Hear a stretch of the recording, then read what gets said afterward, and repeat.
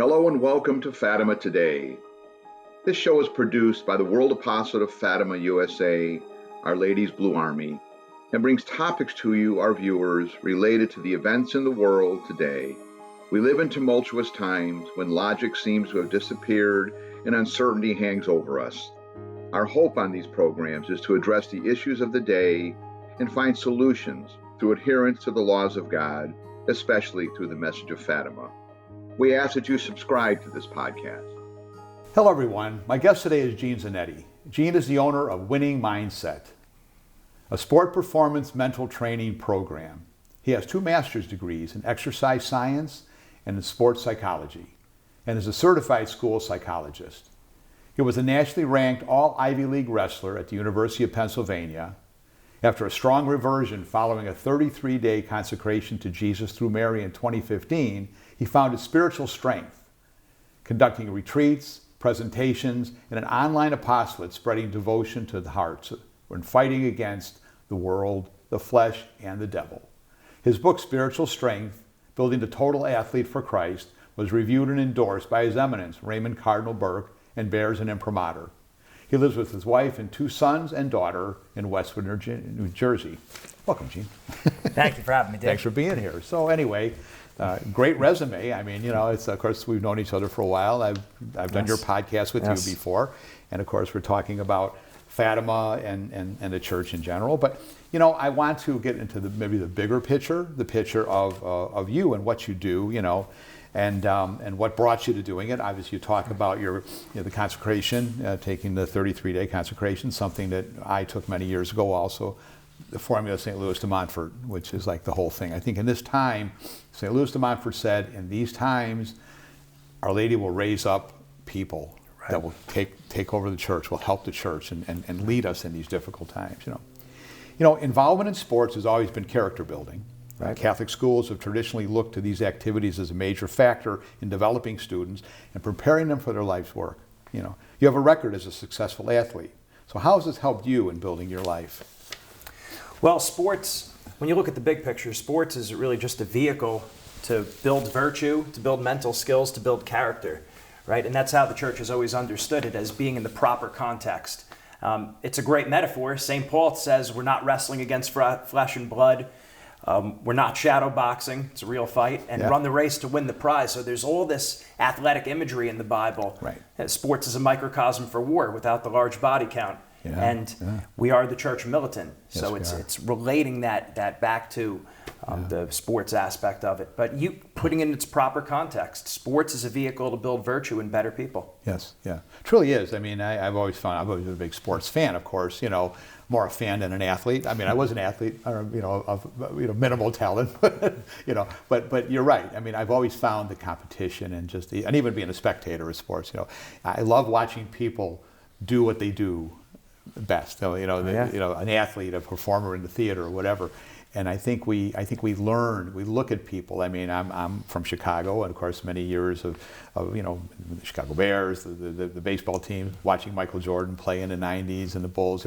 That stuff was very inspiring, because you see people who are just at the top of their game, and it makes you want to be there. It makes you want to succeed in not only the sports, but in everything you do. Yeah. Right. Well, as Christ said, be perfect as your heavenly Father is perfect. When we see someone in any area, whether it's an athlete, an artist, whatever it might be, that's operating at a very high level, there's something that arouses the human spirit. Like, this is what I want to do. Yeah. And it's ultimately because what we're made for is to glorify God, and to do that at a high level. So all these other activities in sports, it's great as long as it's pointing us to the ultimate prize. Well, absolutely. I mean, St. Jose Escriva put it very well, that whatever we do, we should be the best. Do your best. If you're going to be a doctor, be the best doctor. If you're going to be a ditch digger, be the best ditch digger. Whatever you do, whatever talents you have, use them for the greater glory of God.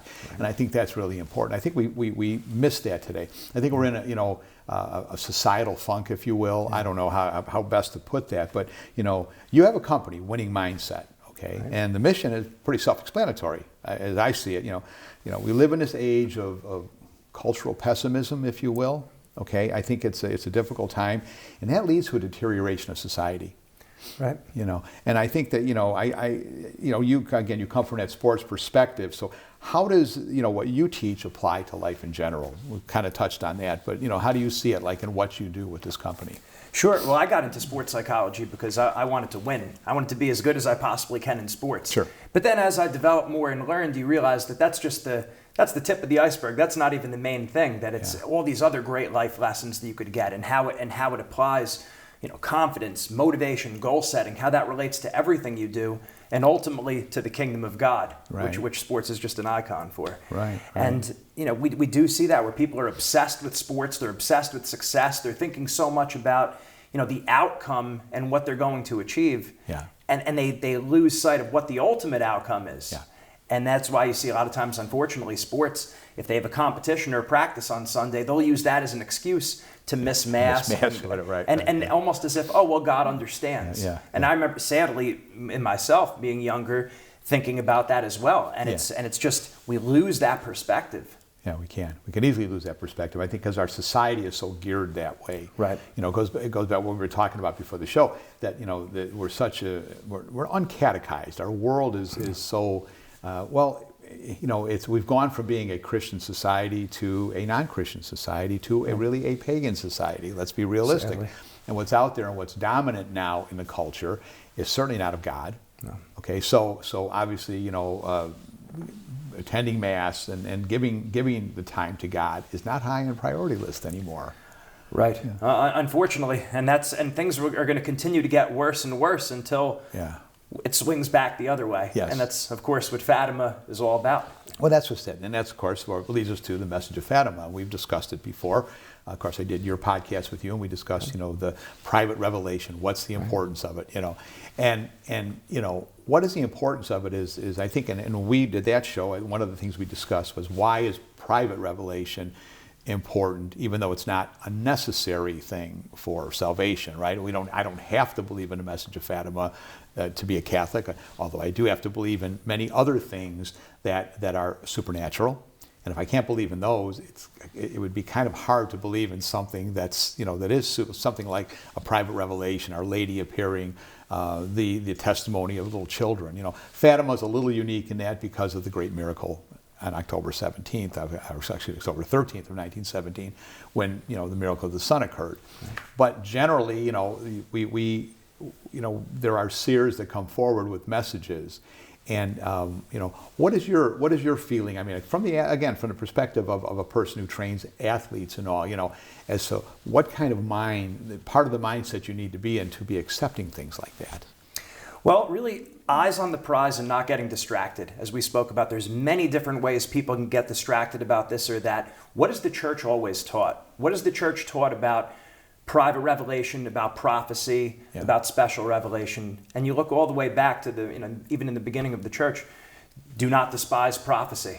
Right. Right. And this is part of our tradition. St. Thomas Aquinas even says in the Summa that there would always be prophets that would lead us not to a new understanding of faith, but in directing our actions. Yes. And this is reiterated by many of the theological manuals over time. Yes. The Fifth Lateran Council speaks about this. Yes, Pope Benedict XIV, before when he was Cardinal Lambertini, when he wrote his book on heroic virtue, they're not saying that you have to believe private revelation to be Catholic, but they're saying that when it's approved by the church, and certainly no private revelation or prophecy is any kind of approbation even remotely close to Fatima, that it's something that you have a certain obligation to obey. Exactly. Because Fatima is directed at us. That's something that's important too.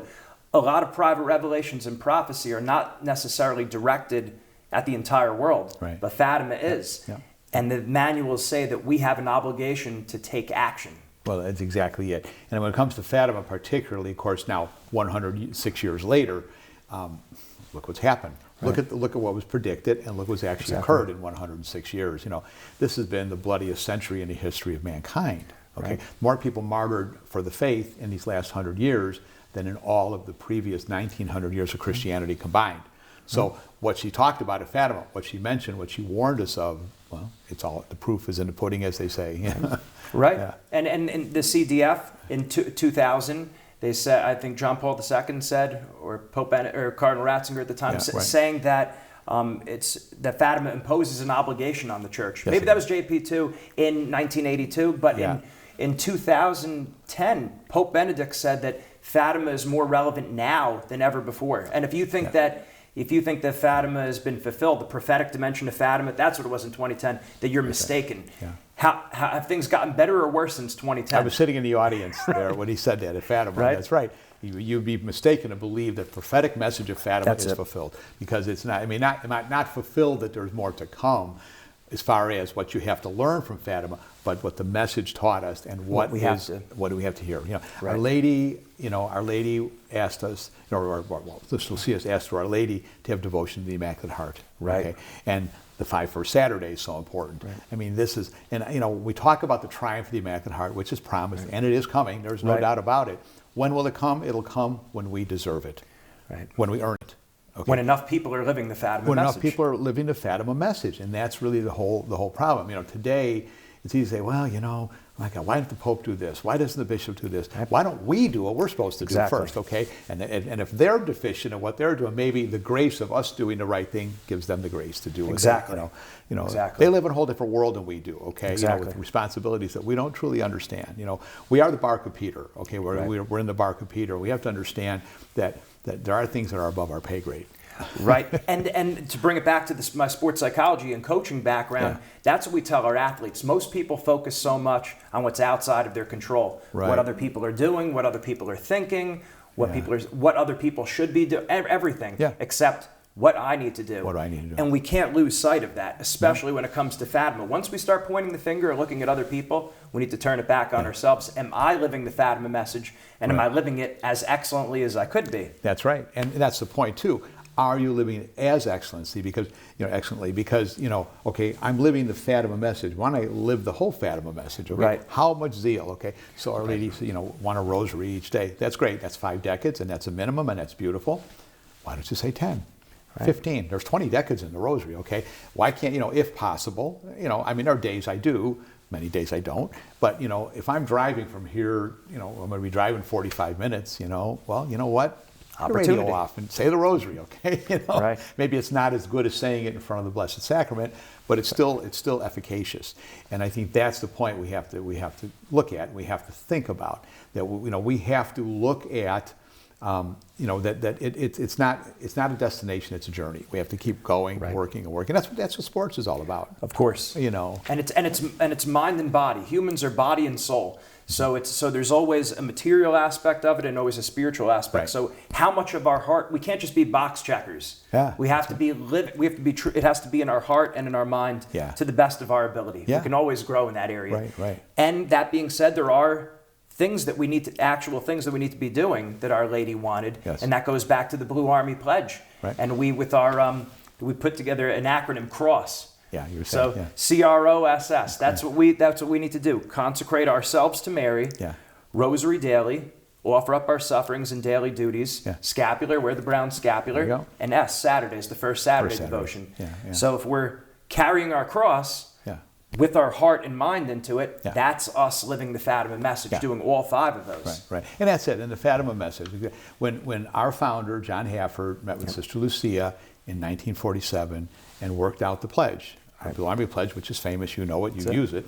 And he said to her, he asked her this, he said, what is it Our Lady wants the most? I think the recitation of the rosary, right? And she looked at him with a little smile on her face. She goes, no, she wants us to become holy. Mm-hmm. That's what it's all about. Right. The rosary is a means towards that. Devotions of all types are a means to becoming holy. So that's the point about this journey, not the destination, but the journey is to holiness.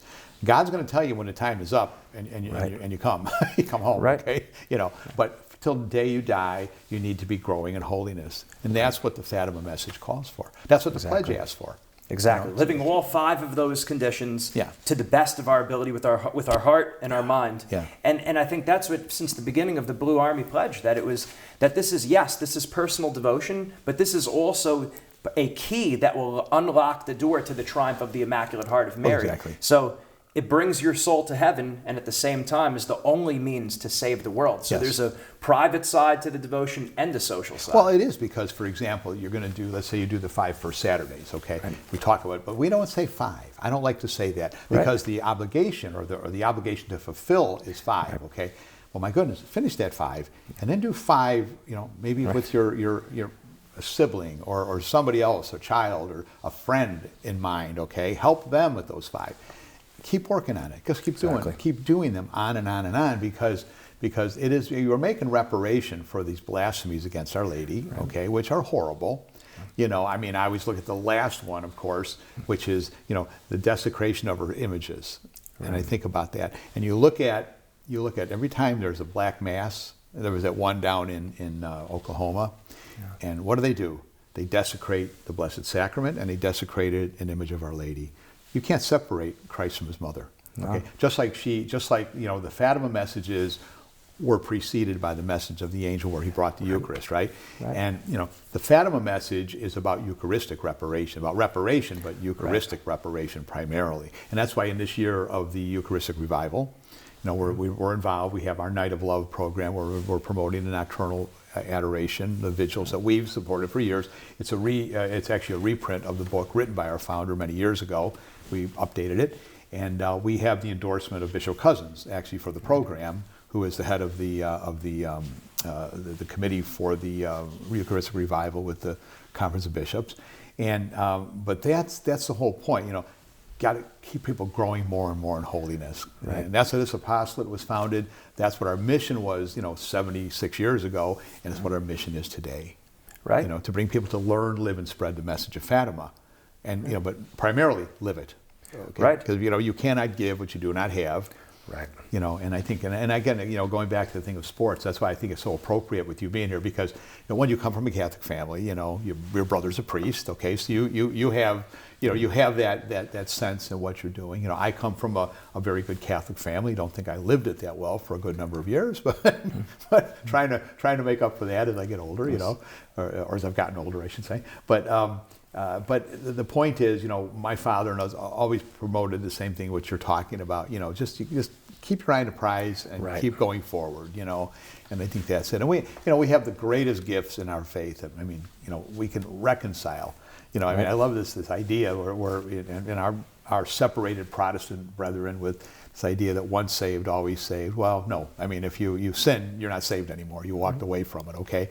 But we have the sacrament, particularly of confession, to go back and reconcile with God, right? And then of course the Eucharist, and our prayers. And I think that's really what we as Catholics in this time, because as you said, we are the church militant, right?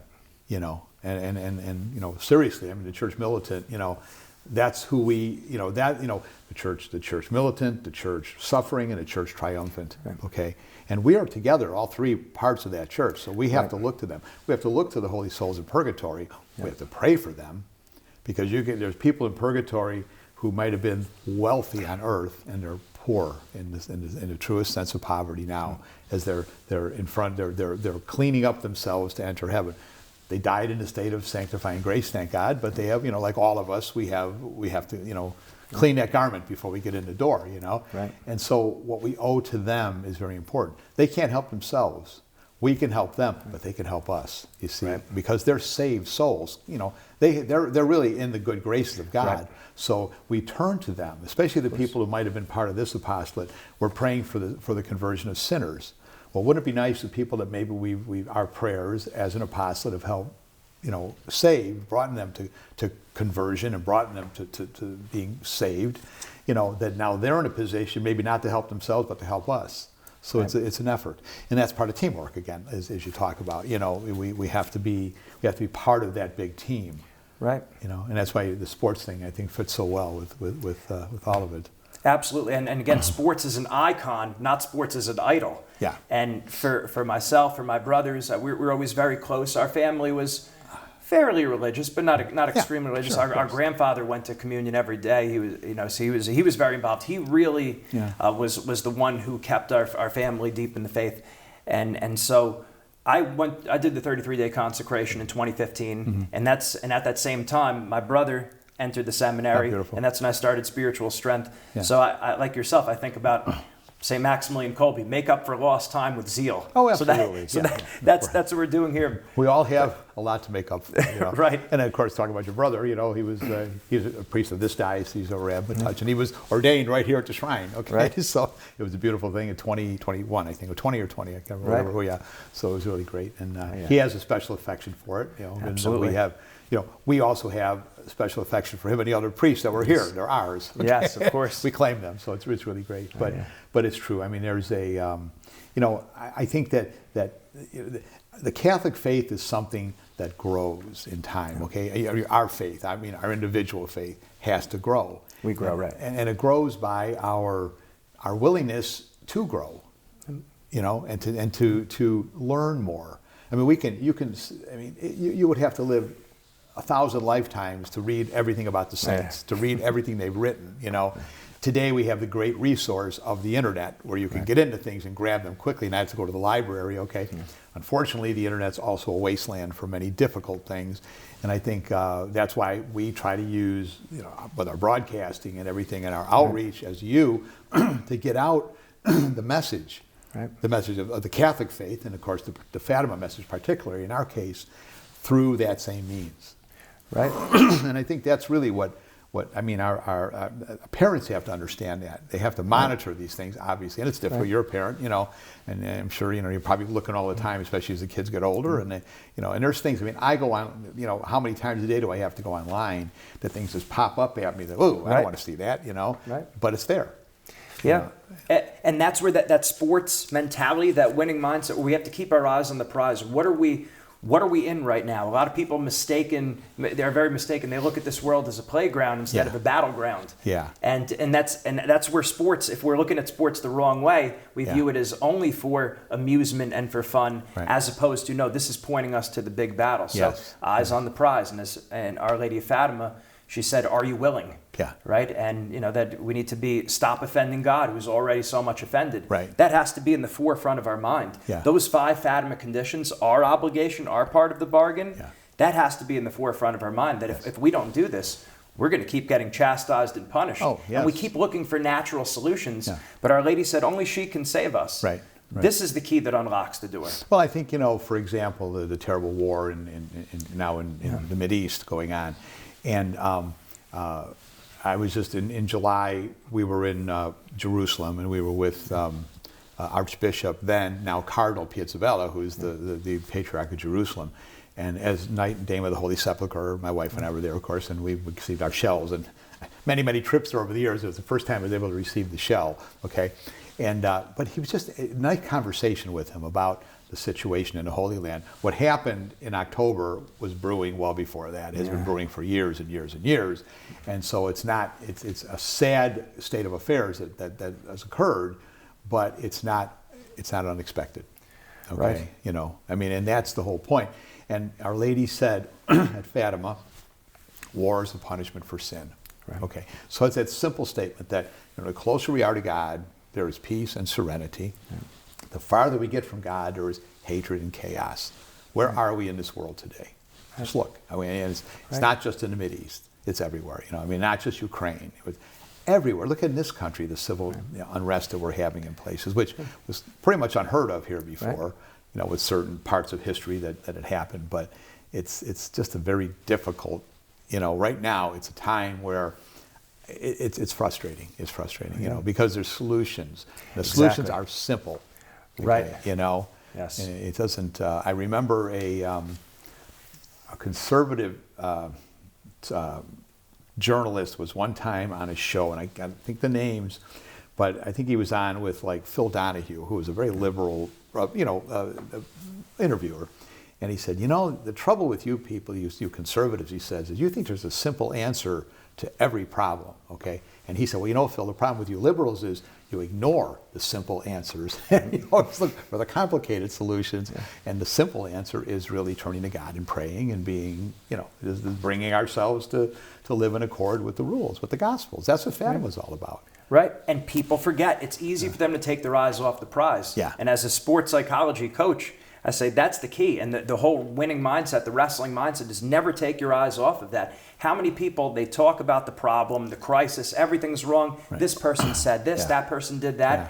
Okay, we get it. There's bad news out there. Yeah. What is the solution? And then when people start getting hopeless, they say, well, what can we do? What's the answer? And then people go blank. Yeah. The Blue Army Pledge, that is the answer. That's what right. Our Lady said that she wants you to do. Yeah. So you don't have to make it complicated. Just don't get distracted by things that happen day to day. Yeah. Eyes on the prize. Eyes on the prize. You're right about that. Yeah, and that's what I mean, obviously in sports, that's what you do. You're eye on the goal, but it is very much the case. Yeah, we have to just take what is, okay, we're here now. Where do we go to move forward? How do we move forward? How do we, how do we fulfill these requests? And I think there's so many writings by, every pope since Paul VI has been to Fatima. Right.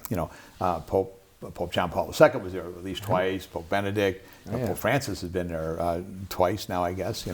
And it's the same thing. They come, they pray, they're endorsing what it is. Okay, so going back to what we were talking about earlier, it's kind of hard to deny Fatima's legitimacy when you have every pope for the last 50, 60 years going there. Right. John the 23rd may have been there also, I believe. I can't remember, but so it is just, it's what it is. It's there. It's there for a teaching moment for us. Okay. Right. A call to action. That's what prophecy is. A call to action. Yes. Yes. And with the largest public miracle, probably since the parting of the Red Sea. Well, right? There are people yelling, screaming, and crying. People confessing their sins out loud. Imagine that.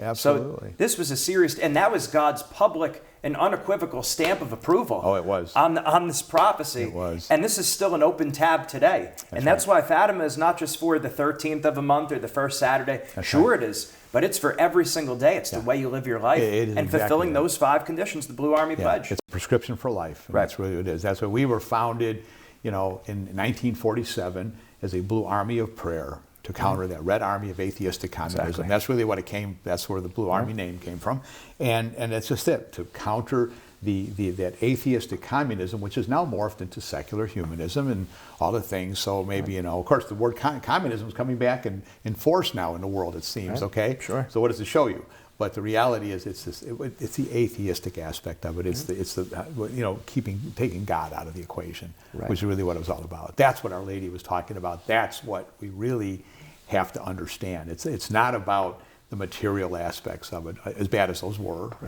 My wife was born in Poland, although she was rather young when the family came over. But my in-laws, they talk often about what they had and didn't have during the communist years, and that was bad. But the one thing they did in Poland is they kept their churches open. Yep. They had that anchor to go to, and the faith was strong. And I think, with that, unfortunately, it seems like even there now, with now the post-communist materialism, you're seeing the vocations going down again, So it's unfortunate, So really, our winning of the Cold War with a small W, I like to say, Right. We won something there that allowed doors to open.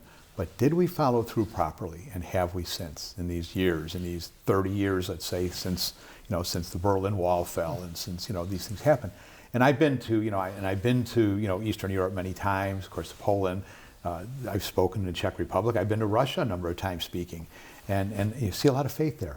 It's so sad what's going on, the separation now that's happened again. And I think that's the biggest. I think the devil truly is the divider, as we well know. And I think what's happening that's separating us from a lot of those people, especially in Russia, is very sad, because they're making great progress in bringing the faith, rekindling the faith they had, which that country, there was no country in the world with more oratories dedicated to the Blessed Virgin Mary traditionally than Russia. Okay, and so they were building back up on their legacy, on their history, and they still will. They don't need our presence to do it, but it's just unfortunate that that the ability to reach out like that has been diminished. But time will tell. Things change. But and why? Because still not enough people are living the Fatima message. That's right. And it's not just incriminating the people that are watching, it's also ourselves. We have to live it better ourselves, and more people need to do it. Throughout salvific history, you read the Bible, you just look at, there's always been a faithful remnant, a relatively small number of people that God demands do certain things which merit the grace for some kind of others. blessing. There you go. That's exactly We what don't it know is. what that number is. I know. It could be one more person, it could be 1 million more people, it could be 1 billion more people, Right. but a certain number, and a relatively small number as we see, that need to be doing what Our Lady said, living the Blue Army Pledge until she will give us the grace for the triumph of her Immaculate Heart, that period of peace. So we have to do our part, and it will continue to get worse until we do our part. And again, you look at throughout the church tradition, when a prophecy is approved and there's a call to action and it's directed at you, you have some obligation to act. We can't point the finger at the next person. It's on us and it's on me. Yeah, exactly. And that's exactly what it's all about. We just have to, we have our marching orders. Right. So let's march, okay? Right. That's really what it comes down to, yeah. But Gene, it's been great having you on the show today. I appreciate you coming in. And it's good to share, our beliefs and we're all on the same team here, Right. And we need to really work towards this bringing about the triumph of the Immaculate Heart. But, doing it, as part of the bigger picture of our Catholic faith. Right. Okay, my goodness, the greatest gift any of us were ever given is our Catholic faith. Right. And it really is. And I don't mean that to sound arrogant, but it is such a gift because we have the truth. Now, if we have the truth, we don't keep it in our pocket, okay? We don't keep it in our heart. We bring it out to others. The good is diffusive. Good is diffusive. So thanks again. I appreciate it. So I hope you enjoyed this show today. And we ask that you subscribe to this podcast. Thank you. God bless you.